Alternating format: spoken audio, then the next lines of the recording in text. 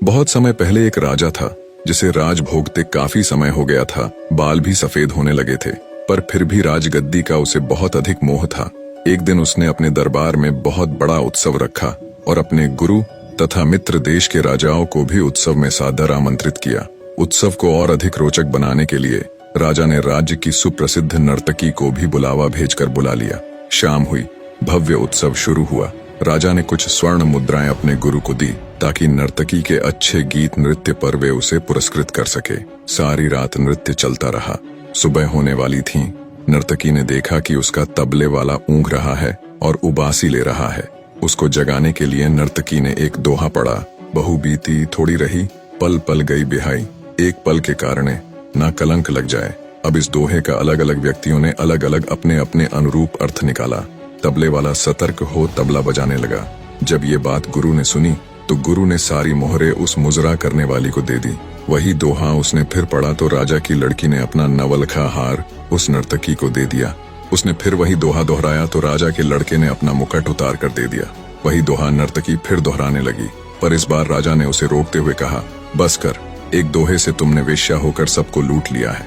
जब ये बात राजा के गुरु ने सुनी तो गुरु की आंखों में पानी आ गया और कहने लगा, राजा, इसको तू वेश्या न कह, ये अब मेरी गुरु है।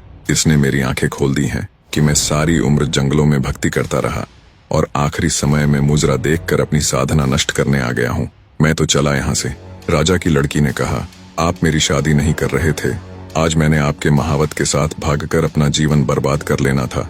इसने मुझे सुमति दी है कि कभी तो तेरी शादी होगी। क्यों अपने पिता को कलंकित करती है? राजा के लड़के ने रोते हुए कहा, पिताजी, आप मुझे राज्य नहीं दे रहे थे। मैंने आपके सिपाहियों से मिलकर आपका कत्ल करवा देना था, पर इस नर्तकी ने ही समझाया है कि आखिर राज्य तो तुम्हें ही मिलना है। क्यों अपने पिता के खून का कलंक अपने सर लेते हो? जब ये बातें राजा ने सुनी तो राजा को भी आत्मज्ञान हुआ। क्यों न मैं अभी राजकुमार का राज तिलक कर दूं? गुरु भी मौजूद है। राजा ने उसी समय अपने लड़के का राज तिलक कर दिया और लड़की से कहा, बेटी, मैं जल्दी ही योग्य वर देखकर तुम्हारा भी विवाह कर दूंगा। यह सब देखकर मुजरा करने वाली नर्तकी ने कहा कि मेरे एक दोहे से इतने लोग सुधर गए, मैं तो ना सुधरी। आज से मैं अपना धंधा बंद करती हूँ। हे प्रभु, आज से मैं भी तेरा नाम सुमिरन करूंगी। निष्कर्ष समझ आने की बात है, दुनिया बदलते देर नहीं लगती। एक दोहे की 2 लाइनों से भी हृदय परिवर्तन हो सकता है।